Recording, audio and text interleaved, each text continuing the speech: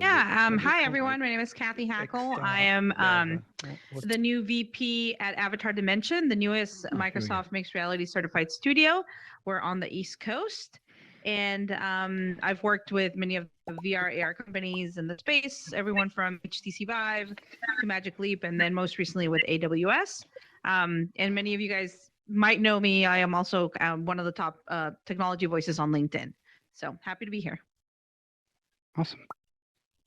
Victor? Yeah. Hi, everyone. I'm Victor, co-founder and CEO of Sense of Space. I have been working with content creation in VR and AR for quite a long time. And lately, in the past 5 to 6 years, working heavily on volumetric video. And at Sense of Space, we don't work on the capturing side or the camera technology, but we work mostly on the content creation and also creating software and tools to help content creators to handle the volumetric data in a easier way and a bit of a faster way, and also make content that can easily be published without much of a hassle when it comes to volumetric video. Great. Cool. Hi, everybody. I'm Christine Heller. I'm the CEO of MetaStage in Los Angeles. We were the first American partner for the Microsoft Mixed Reality Capture technology software stack and have been commercializing it through productions for the last almost 3 years. We've worked in different verticals. We've done a lot of different use cases for volumetric video, and just took my hands to have a life of their own. It's in advance. It's a pleasure to be on this panel with Kathy and Victor, and I'm excited to discuss our learnings. Yeah, fantastic. Okay, well, Christina, I'm not sure, so I don't even know if you're allowed to talk about this project or if you remember Jackson, but Jackson Barnes is a member of our company, and at one point, I think he collaborated with you guys on a capture of the Black Eyed Peas in your stage. And so I thought that would be a great kind of segue into our first topic here, which is, what are the opportunities for celebrities and influencers to use volumetric video to extend their personal brand? Well, it's one of those things where there's such an obvious opportunity for celebrities and influencers because, you know, what volumetric video does better than any other, you know, technology tool in immersive tech is capturing an authentic, true likeness of whatever happens on stage. So, you know, often with celebrities, there can be, you know, there can be an issue with wanting to, like, they might not like a digital avatar of themselves. I know people who work in the CG and digital effects industries, and they talk about the challenge of working with celebrities because it's really hard to get the fidelity and you know, authenticity to a point where a celebrity looks at it and thinks that it's actually a good representation of themselves and their brand. But volumetric video, and in particular the system that Kathy and I are using, is really, really high quality. So and you don't have to worry that someone's going to puppet it or, like, you know, make it say a bunch of things that you didn't say, you know. So really it's like the next evolution in cinematic capture. And for celebrities, you can do everything from, you know, connect with your fans in a fun way, you know, through speaking and interactions, or you can even perform a song or teach them something. So we've worked with a lot of celebrities in the last few years, and I think moving forward, you know, we're going to see more of that with you know, 5G and the phones. Yeah, that's great. Victor and Kathy, is there anything, you know, you want to add in kind of that area? Yeah, one thing that we see all the time also, not just celebrities, but I don't know, politicians or anyone, the point that Christina made, that they don't want to be an avatar or a cartoon version. It needs to be them, you know, the way they look, the way they move. And also, they don't want to go into motion capture suits. They don't want to put sensors on their body. And they don't want to, you know, a motion capture actor to move for them. So that's why volumetric video, in this case, it's like the technology to go for. Yeah. I would like to add something to that, because our stage is, well, we do work with entertainment, right? We do work with people on the East Coast. We're very focused on enterprise and training, and we're right outside DC. So one of the things that we've noticed in our conversations with the government and armed forces and some of the projects that we've worked on is that they want to up-level their avatars to be as realistic as possible, especially if you're doing some type of training for defense. They want those avatars to be as realistic as possible. So just getting away from the celebrity issue, I think it's also from the clients that we mostly service, and we do work with entertainment, but you know, it's one of those things where they actually want to be as close to real as possible. Yeah, that makes a lot of sense. I think I'll also point out actually one more before we bounce away from the celebrity topic is you also don't often get celebrities for a long period of time. One thing that is also nice is that, you know, of course we love to have as much pre-production and time on the day to do, you know, our work as possible. We've had, you know, celebrities, like for instance, like we did a capture of Chris Pratt. And I think we had 45 minutes with him. And then we did a capture of Serena Williams. I think we had her for 2 hours. So it is one of those things where what's nice about the way the technology works is, you know, we can spend the morning getting prepared with digital doubles. We can get everything all set up so that the celebrities can walk in, do their thing, and get out in a super timely fashion. And that makes a huge difference when you're looking at like booking the jobs. Yeah. Yeah, I mean, if you're going to get them in the studio, you got to get it right. Getting the studio ready for Secret Service to come and sweep it. So anyway, that's a whole other story for another day. That's awesome. So, you know, let's say 6 years ago or so, I get my DK1 for the first time. And one of the first experiences I try is a 360 capture of Paul McCartney singing Hey Jude. And you know, it was one of the only kind of immersive videos at all available at the time. And it was really cool the first time I watched it. But, you know, that format has a very short shelf life and is not kind of the rich experience that we really want to expect.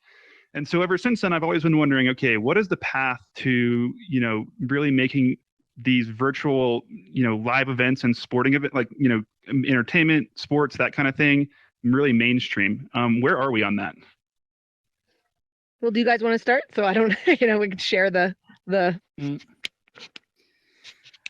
Yeah, with us, there are many people, like maybe weekly, that come to us asking about live streaming. It's not something we work with, actually, on the company, but we talk with many companies that are working on that front. And I see that it's not going to be too far when we can do like really good quality volumetric video streaming. It's not there yet, in my opinion, at least for the demos I have seen so far.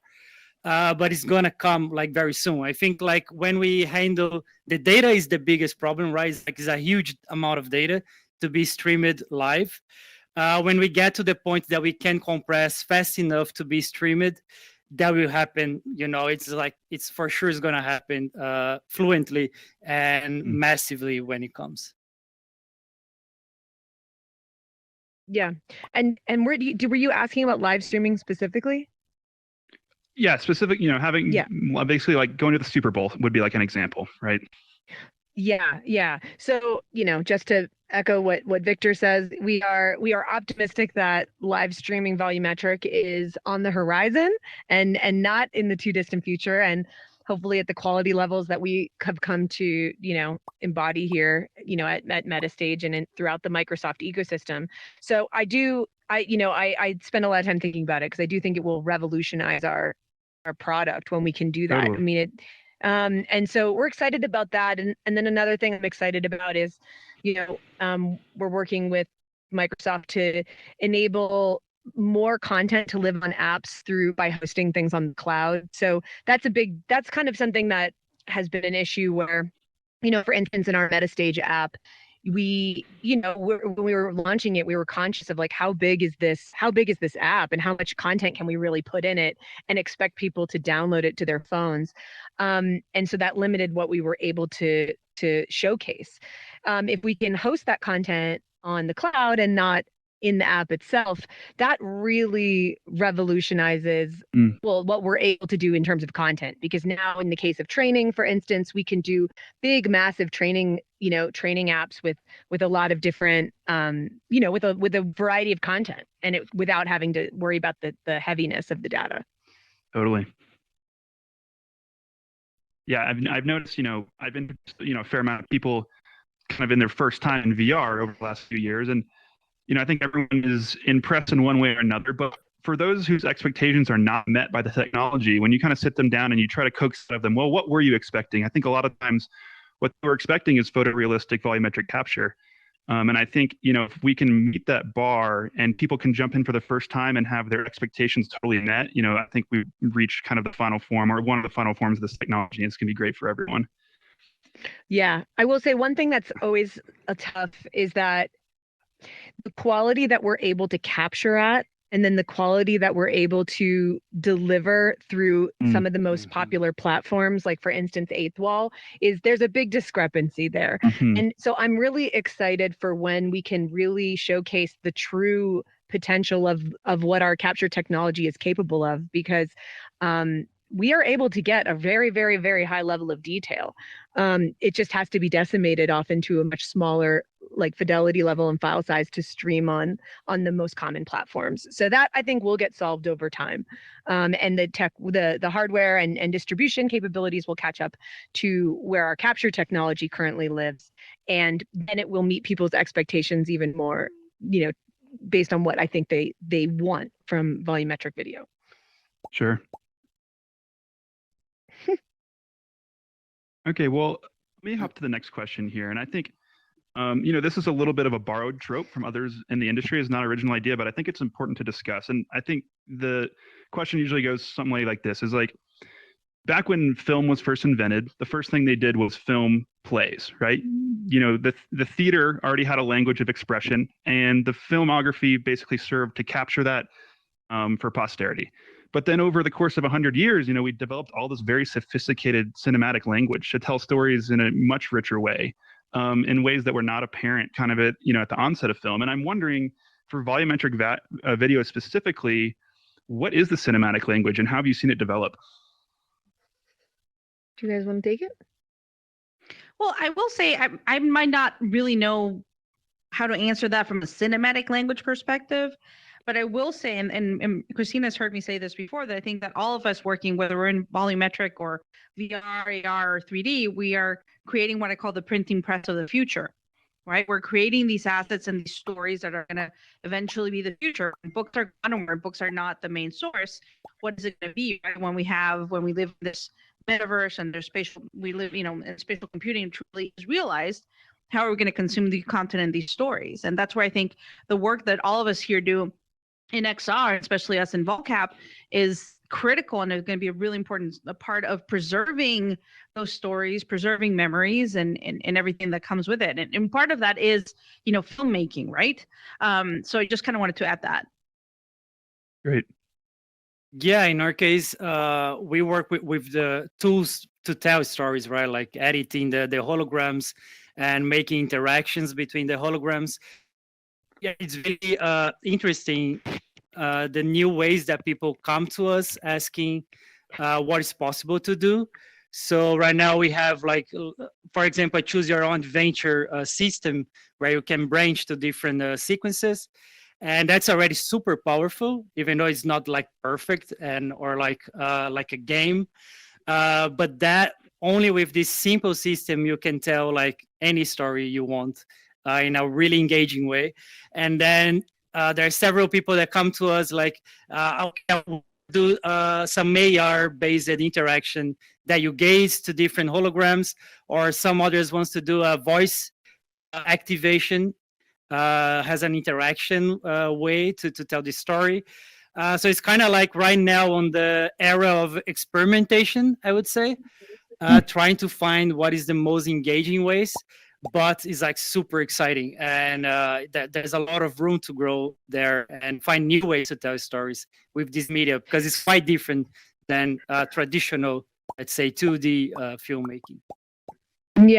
Yeah, I agree. I think branching narrative allows for interactivity, which does give the player that intimacy and engagement that, kind of blends theater and video games together, which I think is a little bit more of an accurate sort of I'm trying to say, an accurate analogy more than cinema, because cinema is so reliant on close-ups, editing, cuts. They're just very, very different mediums. The only thing that really is the same is that we're using live actors and telling stories, but otherwise I think they're quite different in terms of the medium. And I think that theater and games have a lot more that they can instruct on how to tell a good narrative. And then shoot, I had something else, but I lost it. I just lost That's all it. right. Sorry. Happens to me every week. Well, we can come back to it when you remember it. On this side also, sorry if my connection is a bit breaking because I'm on I'm moving houses, so I'm on the 4G right now. But also what I was going to say is like mixing volumetric capture with real characters. It's something that we see a bit of a trend, and people that really wants to do that and experiment on that side.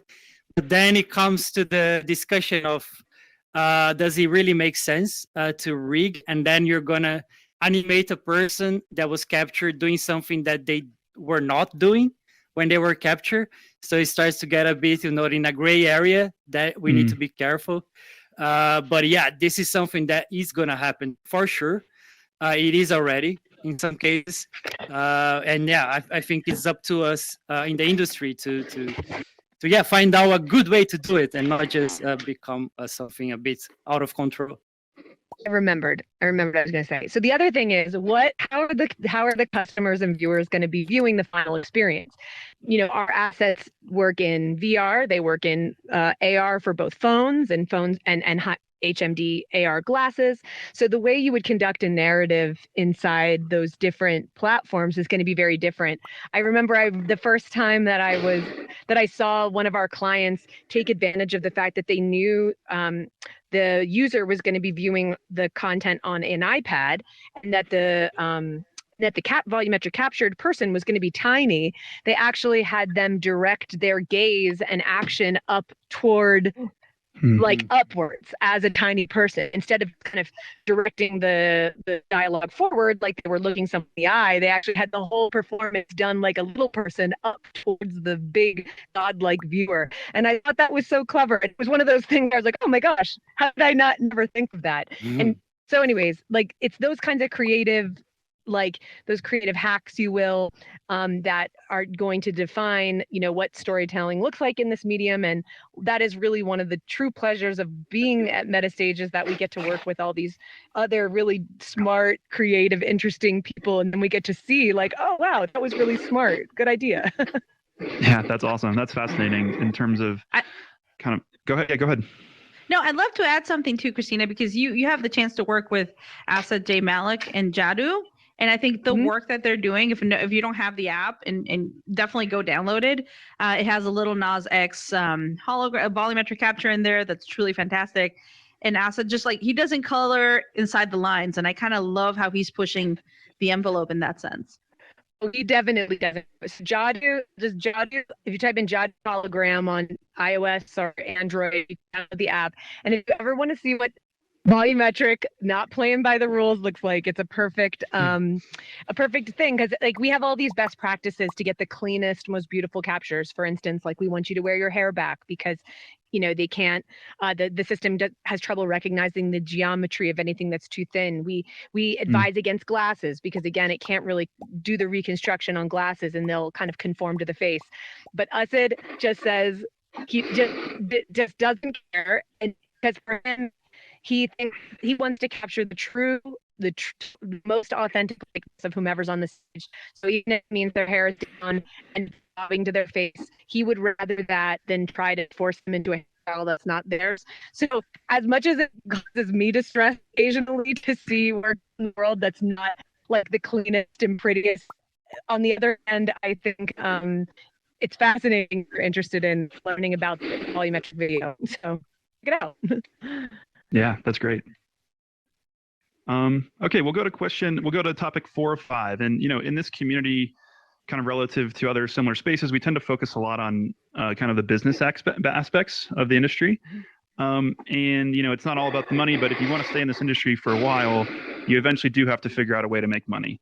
And so my question to the three of you is, what do you see as being the dominant business model right now in your industry, and how do you see it evolving over time? Well, I'm with Kathy in that I think training has a ton of potential. I think it's one of these like underutilized use cases in volumetric right now where I just think that, being able to learn, firsthand from experts, they've actually done like lots of studies where, if they've had things where people have trained in VR headsets and having absolutely no experience in the real world, we're able to like master it right out of the gate, having just trained in headset. So I think training is a great application, and I think that there's a ton of potential and promise there. However, that in the past 3 years, that hasn't been the area in which we've seen the biggest investments. We still see a lot of stuff that would fall into some hybrid of marketing and branding with substantive content. So, for instance, if you look at the Verizon AR Athlete Pro series, I do think that's also available on iOS and Android. We did all the volumetric capture on that series, and it's really awesome. It's athletes teaching you how to do their signature moves like famous athletes. So it has a blend of the training aspect, but it's also was sponsored by Verizon, and they weren't really looking for a return on investment. It was more to prove out a theory. So, or just prove out like the value of volumetric and how 5G enables that, content to come to life. So we still see a lot of stuff from marketing and branding. Though I think I'm optimistic that we'll see more, like I said, in some of these more substantive and use cases like training. Great. Yeah. And we're already starting to see that kind of in the DC area. When it comes to training, specifically when you're working with clients that need to be able to see something very close or procedure, or whether it's something related to the fence or something related to how do you put PPE on or a specific hazmat suit. I think we're starting to see that more. We're also starting to see really interesting, a lot of interest from artificial intelligence, and people are like, what? Not to run the vol cabs, but basically to use volumetric scans to train data sets. So right now, a lot of the machine learning stuff that happens is done with flat images of cats, for example. But what is the closest you can get to a real human? It's a volumetric scan, most probably. So that's definitely something that we're working on that I find quite interesting in a different use case, let's say, that does people pay good money for something like that. So. Yeah, another one that we see a lot that I believe is going to grow quite massively is e-commerce and fashion. We had like the Balenciaga project and also Nike. We are doing now an API where you can, as soon as you capture, it gets converted to a web AR hologram right away. And so it's fast enough to do an e-commerce if you want to capture your collection all at once. And that's something that many people come to us on the e-commerce side, trying to think and find new ways to show the clothes, especially because they scan in that the 3D models don't really cannot really show in an authentic way, right? So that's like I think also some really interesting use cases on the e-commerce and fashion side. Yeah, agreed. Our team at Avatar Dimension, we're equity partners with Dimension, who's in London, and they're the ones that did the volumetric scans for Balenciaga. Definitely check out Afterworld, the game that they used to deploy these assets. Very interesting. We kind of worked with them after the scanning. They scanned about 50. They have let's call it a capture truck that's a mobile solution, and they went to Paris to scan 50 models. I believe that's, as I understand it, that's possibly one of the biggest volumetric capture projects ever done. Christina, you might know, but it was 50 volumetric scans. I mean, that's a lot of work. Let me just tell you. That's why we kind of were able to work with them on some of those afterwards. Great. Okay. Well, for the last question, I'm going to tie it back to a couple things that I've heard from you all over the course of this panel. And firstly, it sounds like there's a lot of experimentation still happening. Experimentation in the way stories are told, experimentation even in capture format, in capture equipment, and all these things, right? And two, it sounds like that once this content is captured, the technical infrastructure that's actually delivering this content to the client, whether that be 8wall or an end application in Oculus or iOS, may not match up exactly to the content that was created. So my question to you really is it time now for the volumetric industry to try and converge on a set of standards? And second, as Apple looks to enter this industry, do you think them or a player like them can use their power, platform, and position to help make that happen?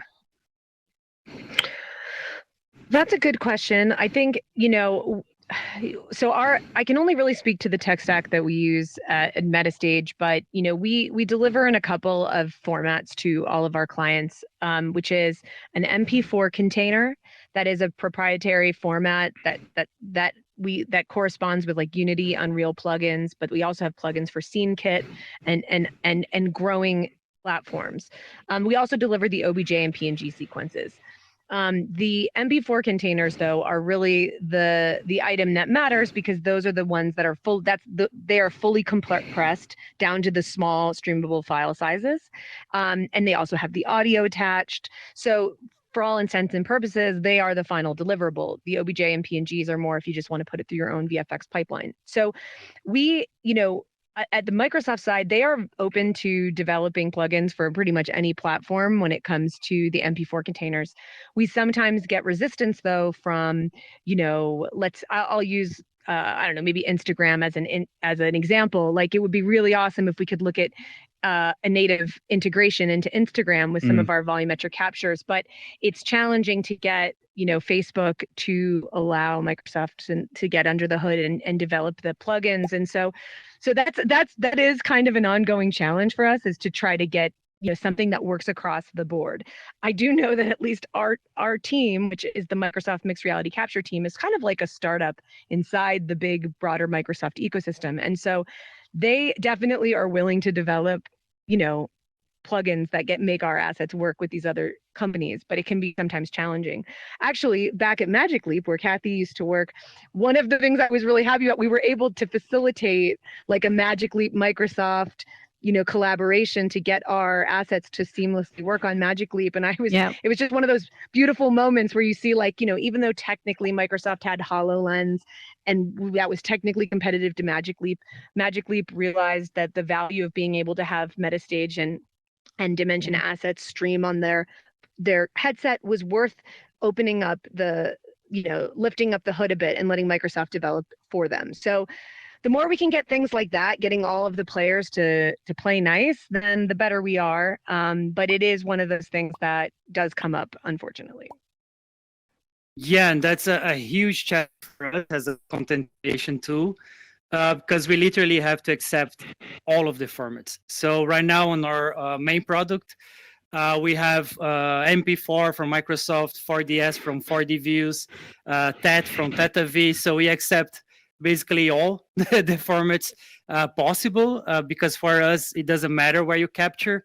You should be able to use the tools.